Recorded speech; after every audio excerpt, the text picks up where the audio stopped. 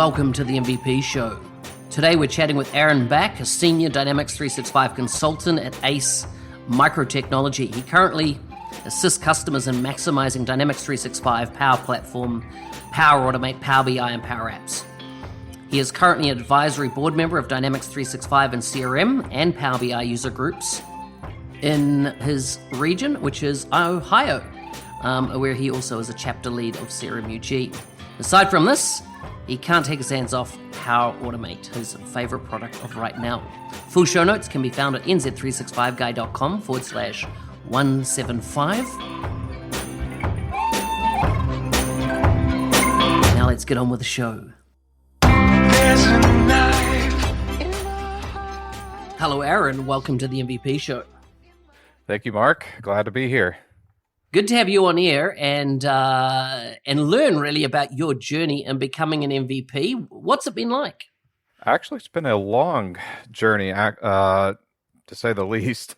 I actually started off with just hands-on being an admin by almost being voluntold that you're now an admin, add this to your hat of things to do, amongst the other multiple hats to wear. So that journey started back in the mid 2000s. I started working actually on the Dynamics GP side, and then the company I was with took on Dynamics CRM back then, as it was known, and that's when I was handed that extra hat of responsibility.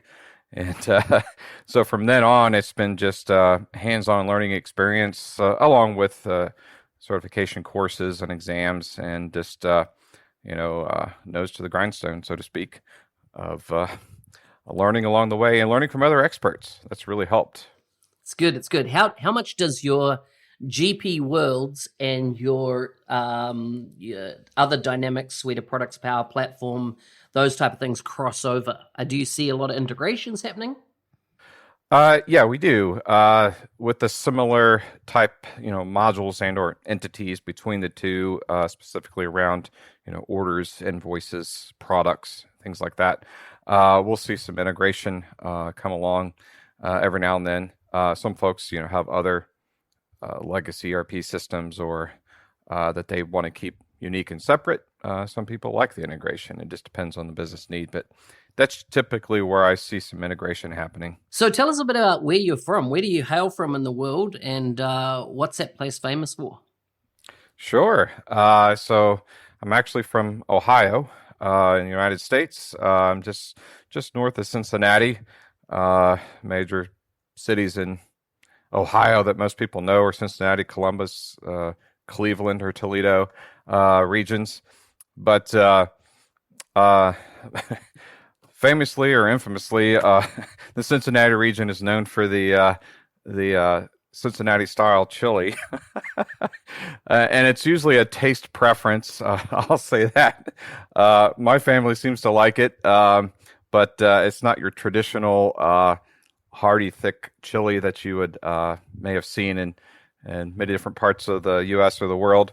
But yeah, that's what we're known for. Also, the Cincinnati Reds, Cincinnati Bengals, hail from there. But as far as where I'm located, just not a very large city, but family-oriented city. A lot of people know one another, so that's great with our school environments and where my kids go to school and our participation in the community. Nice. So there's obviously a backstory to that chili. What is it? As in, why is it so different? Well, typically it's served over top of pasta, like spaghetti, with heaping piles of shredded cheddar cheese on top. And you can get spicier infusion of that with jalapenos, or it's served on hot dogs with like a chili dog style. So that's and there's the two competing brands of Gold Star chili and Skyline chili. Very similar in sort of texture, but if some people around here could tell the difference between the two from flavor. So Okay. yeah. Interesting. Any major attraction in the state? For me personally, I like to, when the weather's nice, I like to go hiking.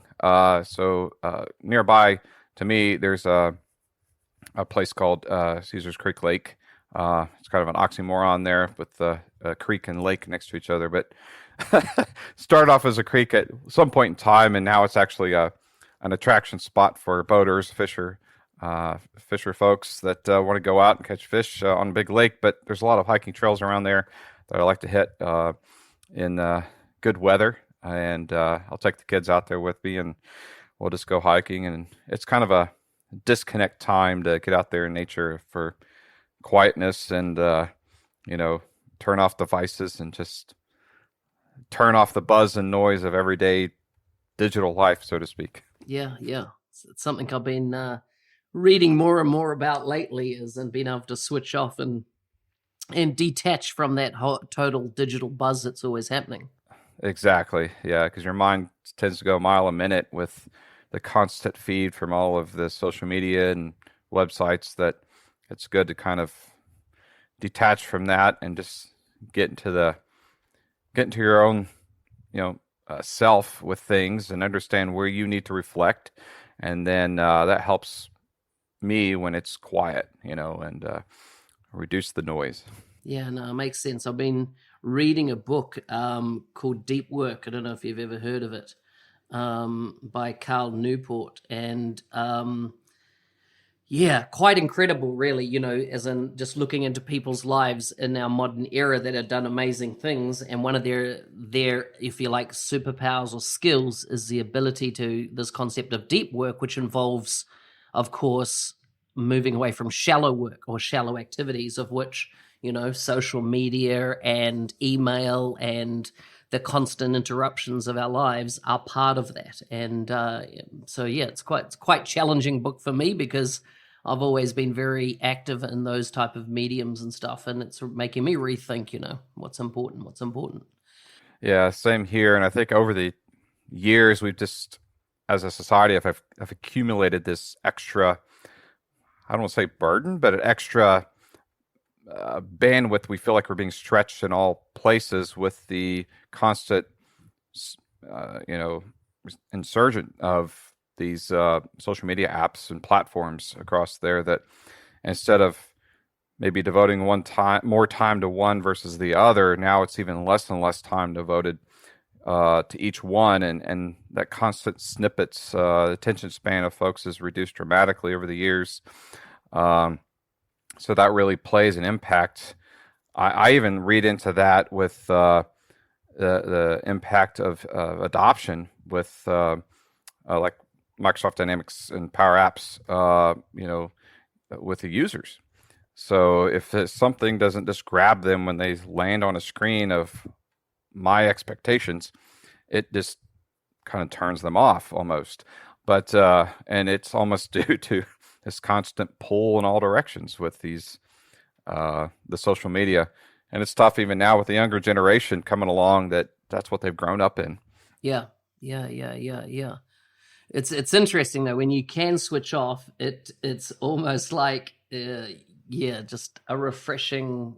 It's almost, I can't even describe how quickly you actually can detach if you really proactively choose to, and then start reaping the benefits of it. Mm-hmm. Yeah, it's funny. It's funny because I grew up, pre-internet, and it's funny when I tell my kids that, they ask, "What did you do when you were a kid?" I was like, "Well, there was not really much to choose from. You either go out inside and play, read books. Didn't have that many channels compared to nowadays on TV, so you had to use your imagination a lot more. I feel reflecting back when I was younger, and your mind was more open to just all kinds of things versus being pulled now, I think, in all different directions is what it seems like. So yeah, so true. Yeah. If you look at 2019 in review, what were the kind of big things that were on your radar that was your focus point when it comes to Microsoft business applications? I think for me, it was a transitional period for not only myself, but I've seen it a lot in the community, from people trying to absorb that Dynamics 365, quote unquote, the traditional CRM, is not what it used to be. With this underlying Power Platform and the rise of this citizen developers and developing these what I'll call boutique apps with Canvas apps. I mean, they could still get complex, but fitting that niche need for those teams, that transition, I think, is rose up in 2019 more and more as the breadth of it became more well known. Not only through the different conferences over 2019, but I think just the people adopting everyday use of it for their own purposes. Actually was reading up on, you may have heard of Mr. Dang, his use of Canvas apps within the classroom with students. I found that an interesting journey of just taking something that, I want to make this environment better with the students I work with, and what tool could I use? And him landing on Power Apps was a neat journey to see, and the interaction of kids with how they learned using a tool like that. I mean, so from all different aspects, I think the growth over 2019 really rose up and sparked my interest more to keep learning. I've been a lifelong learner, and this just added to that. So I think that's what really caught my attention over the 2019. Mm-mm. So you obviously became an MVP through that year as well. Tell me, how did that come about? Well, I actually had an interest in it probably a couple of years ago. I think this was before they changed up the model of current MVP or Microsoft person, nominating you. So I was doing a self-nomination, but I guess at the time I just didn't have enough connections or people kind of encouraging me to do this. So I just took a step back and thought, well, I'll just keep doing what I'm doing. Staying involved in the community the best I can. I like to write blogs, typically how-tos to get people engaged with, hey, I think I can do this myself, type of approach. And just put that out there, hoping people, and then self-promotion, so to speak, on LinkedIn or Twitter. And along the way, speaking at like Summit Conference, the User Group Community Summit Conference, has helped as well to get in front of an audience to help them with either that. I almost like to say it's something you can walk away knowing I could do this when I get back into the office type of feel. And that really helped me to see a light bulb go off in people to say, oh, I think I can do that, or I didn't know that about this particular application. So that was sort of a long journey coming. And then, so as my connections grew, I just started reaching out to folks like, what's involved in becoming an MVP. And so they helped me gather all the things together, and I pulled all my resources together that I had been contributing over the years. And that really helped to put together sort of a library or a catalog of things that I have been doing. And so the surprise came, the latter part of last year, and with the email, and it was just, you're ecstatic and kind of overwhelmed, and then you feel like that imposter syndrome kind of kicks in, like I think which has become it's a phrase that's been, I've seen a rise of that in 2019 as well. I think it's just with people kind of with that self-doubt of like, well, I'm here now, but what does that mean? So, but I think everybody's journey is unique, and everybody has a story to tell with their approach of how they became an MVP.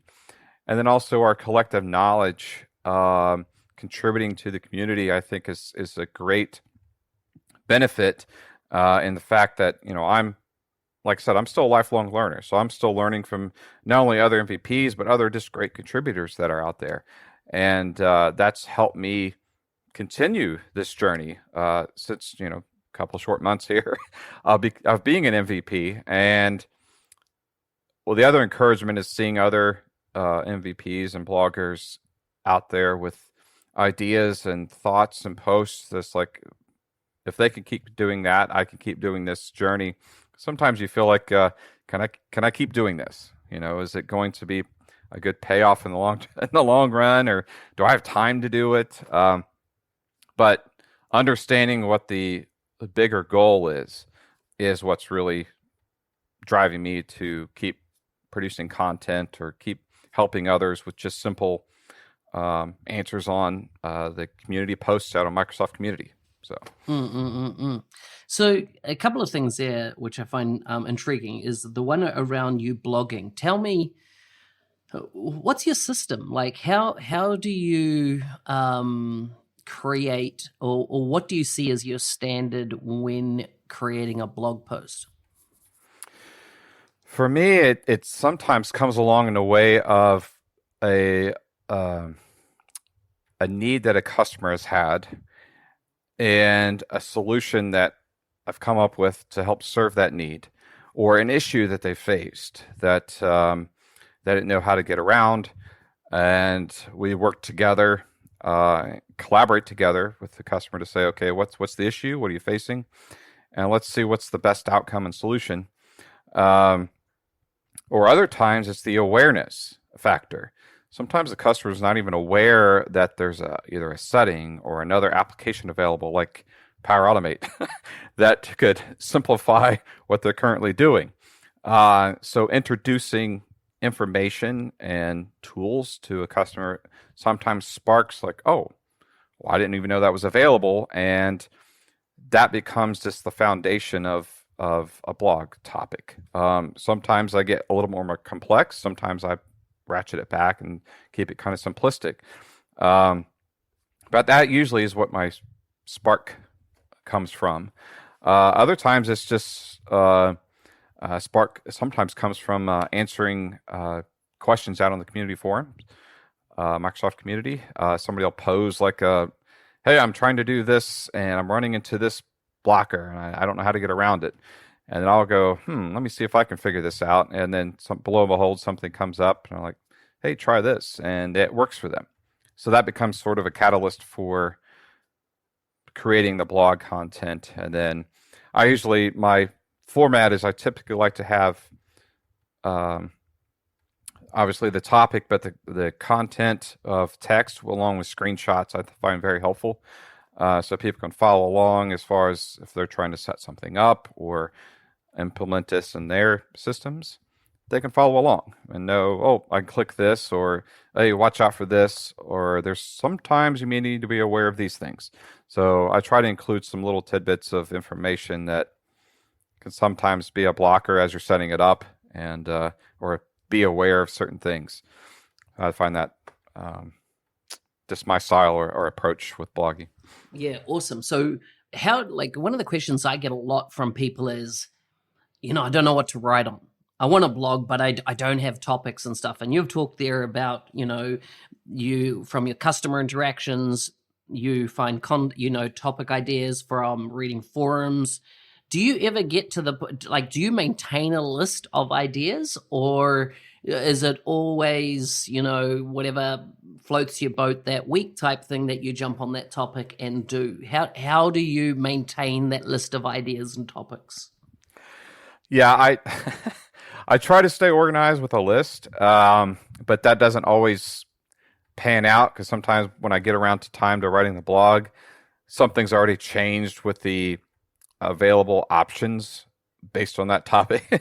So a good example is like in Power Automate, with the connectors back to the Common Data Service or CDS, that there's been different connectors that have come up since the introduction of, when it was Microsoft Flow and transitioned to Power Automate.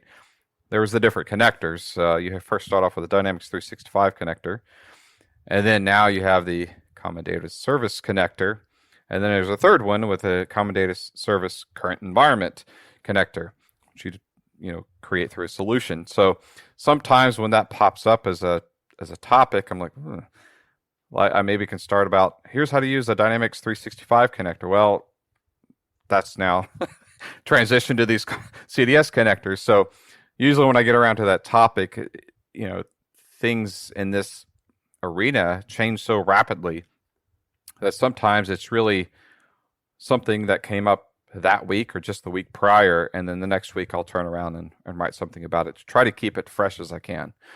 Because sometimes if you build a backlog, you get to some item and it's like, well, that's no longer relevant.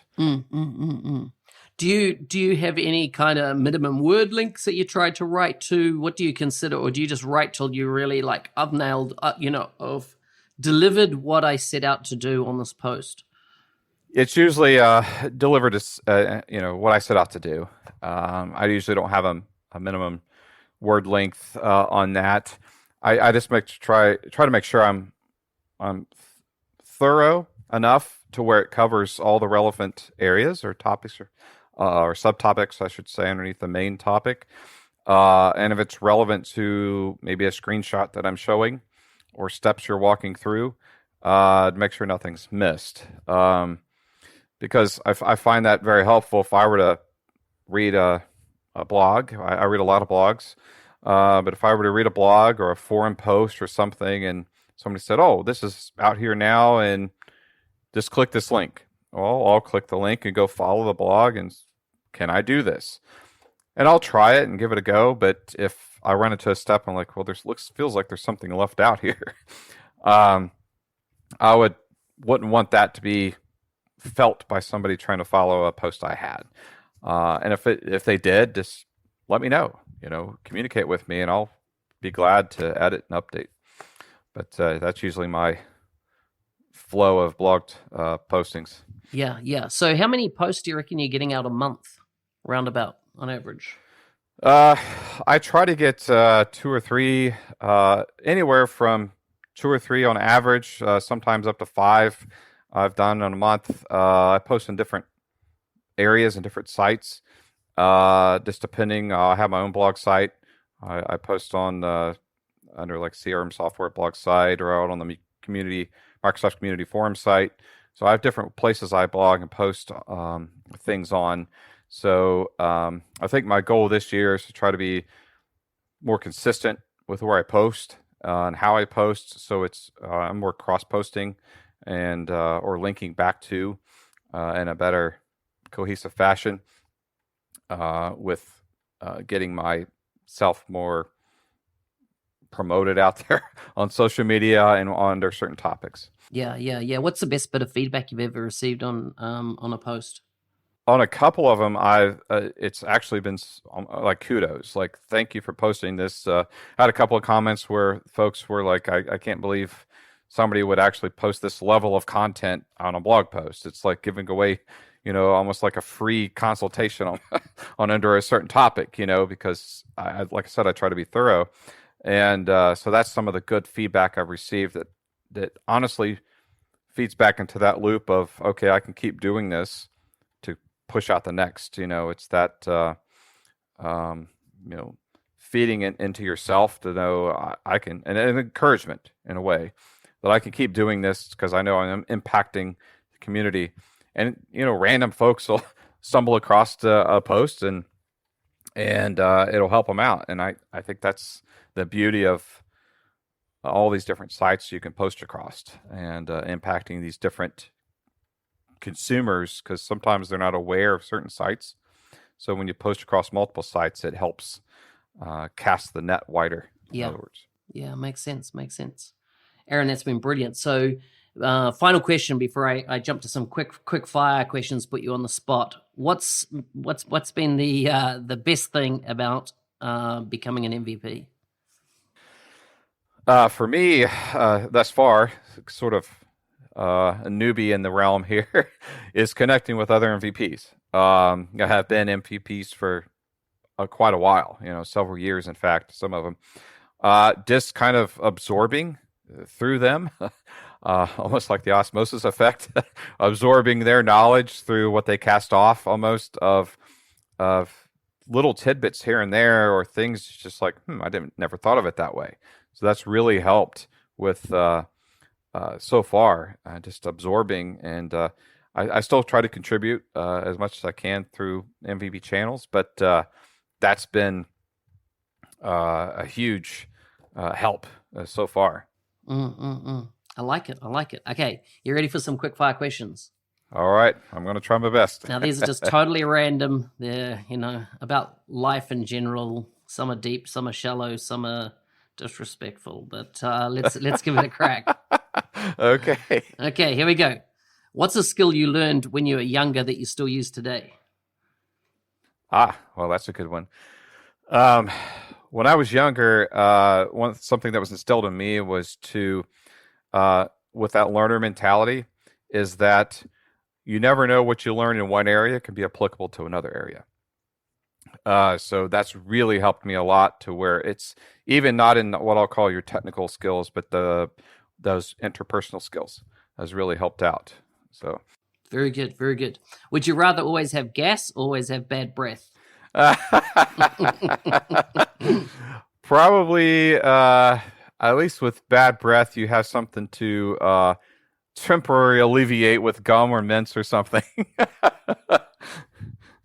Awesome. If you could write a book, what would it be about?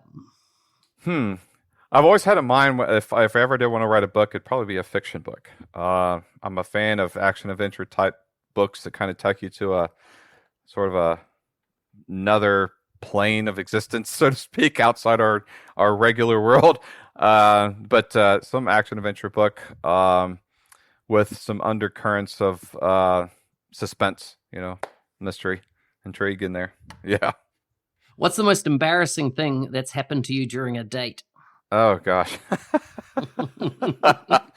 Well, my dating days that's been long ago. I've been almost married 20 years now. So I have to say, oh gosh, that's a toughie. I think it was the fact of just being naive through the whole thing, not knowing what to expect. And then, am I going to say the wrong thing or embarrass my date, with just something nonsensical? But yeah, I think it was the most embarrassing thing. I really can't say. Maybe it's the bad breath or gas scenario. Oh, good. Oh, good. In what way do you feel your childhood was happier than other people's? I have to say that probably just where I grew up has kind of impacted me. I've always grown up in this region, and I just felt myself blessed to have grown up here. As far as, like I said, the community and the family that I've obviously was born into, and the heritage that was passed down. I always, I think it's enriching to my life. My wife and I actually did the ancestry type digging, ancestry.com thing a couple of years back, and it was interesting to find out the heritage you have from the folks that came before, that sort of laid the groundwork to become part of your ancestors and family that now led to who you are. So I think that's a great impact on me. Excellent. Have you been told you look like someone famous? And if so, who is it? No, I've never had that fortunate or unfortunate opportunity, but no. Nope, it's never occurred. Awesome. Okay, Aaron, it's been great to have you on the show. Tell me if people want to get in touch with you or look at your blog, where do you recommend they go find you online? Sure. They can find me on Twitter. I'm hanging on Twitter quite a bit, and on LinkedIn. My Twitter handle is at @AMattB, AMATTB. LinkedIn. Just search for Aaron Back, Microsoft MVP, and you'll find me. And then as far as my website, or blog site, I should say, is Dynamics Backpage. I'm on WordPress, so dynamicsbackpage.wordpress.com. You can find me out there. And I'm also in the Dynamics user group, or user community, Microsoft community. I'm under Powerback out there, just playing off my last name. So that's where you find me, under that handle there.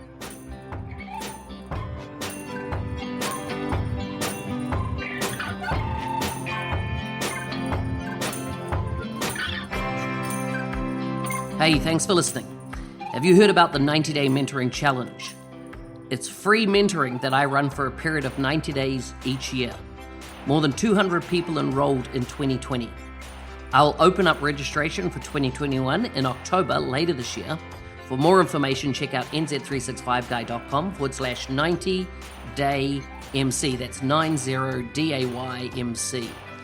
Full show notes can be found at nz365guy.com/175. See you next time.